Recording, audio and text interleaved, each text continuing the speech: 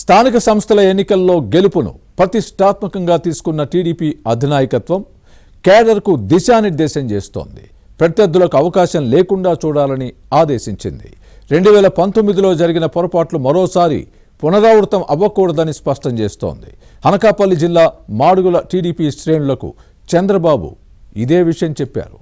YCP విషయంలో ముఖ్యమంత్రి చేసిన ఇతర సూచనలేంటి? పార్టీ నేతల ప్రతిస్పందన ఏంటి? Was the story? ఏపీ ముఖ్యమంత్రి చంద్రబాబు నాయుడు ఎప్పుడు అధికారంలోకి వచ్చినా ప్రజలు పాలనపైన ఎక్కువగా దృష్టి పెడతారు. కార్యకర్తలను పట్టించుకోరు అనే విమర్శలు సొంత పార్టీలోనే ఉండేవి.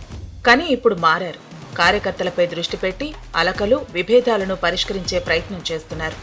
ఏ నియోజకవర్గంలో పర్యటించినా సమయం ఉంటే క్యాడర్ను కలుస్తారు. పార్టీ పరంగా ఉన్న ఇబ్బందులను తెలుసుకుని సరిదిద్దుతున్నారు. అనకాపల్లి జిల్లా మాడుగుల నియోజకవర్గ కార్యకర్తల సమావేశంలో ఇదే జరిగింది. సాధారణ ఎన్నికల ముందు ఈ స్థానం టీడీపీలో వర్గపోరు నడిచేది. అలాగే నేతల మధ్య కుమ్ములాటలు ఉండేవి.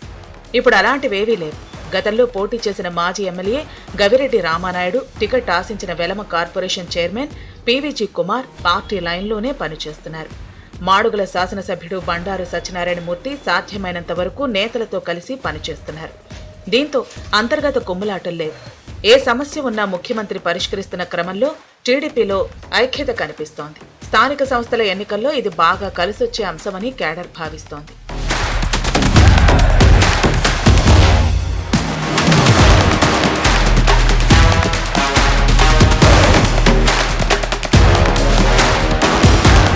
పార్టీ నేతలు కొట్టుకుంటే రాజకీయ ప్రత్యర్థులకు అవకాశం ఇచ్చినట్టు అవుతుంది.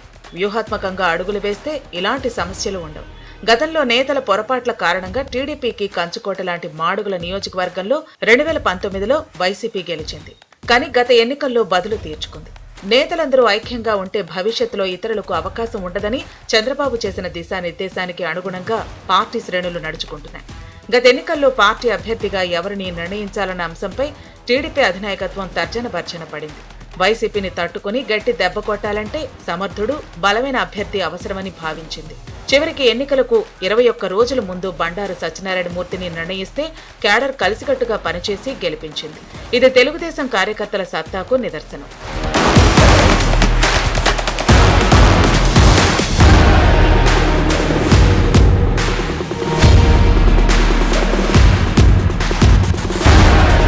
అసెంబ్లీ ఎన్నికల్లో సర్దుబాట్ల కారణంగా కొందరు టీడీపీ నేతలకు పోటీ చేసే అవకాశం లేకుండా పోవడంతో చిన్న చిన్న అసంతృప్తులు ఉన్నాయి. దాన్ని తొలగించే పనిలో చంద్రబాబు ఉన్నారు. కొందరికి పదవులు ఇస్తే సమస్యలన్నీ సర్దుకుపోతాయని తెలుగుదేశం అధినాయకత్వం భావిస్తోంది. స్థానిక సంస్థల ఎన్నికల్లో కూటమి నేతల సీట్ల సర్దుబాటు తప్పదు. ఆశావాహుల్లో కొందరు టికెట్లు ఇవ్వటం సాధ్యం కాదు. దీంతో కూటమి పొత్తు ధర్మాన్ని అర్థం చేసుకుని సర్దుకుపోయేలా పార్టీ శ్రేణులను టీడీపీ నాయకత్వం సిద్ధం చేస్తోంది. అసెంబ్లీ, పార్లమెంటు ఎన్నికల తరహాలోనే లోకల్ బాడీస్లోనూ వైసీపీకి స్థానం లేకుండా చేయాలన్న వ్యూహంతో తెలుగుదేశం ముందుకు సాగుతోంది. అనకాపల్లి జిల్లా పారిశ్రామికంగా అభివృద్ధి చెందుతోంది. ఇది ఉద్యోగ, ఉపాధి రంగాలకు ఊతం ఇస్తోంది. దీంతో స్థానిక సంస్థలతో పాటు 2029 ఎన్నికల్లోనూ కలిసి వస్తుందని టీడీపీ భావిస్తోంది.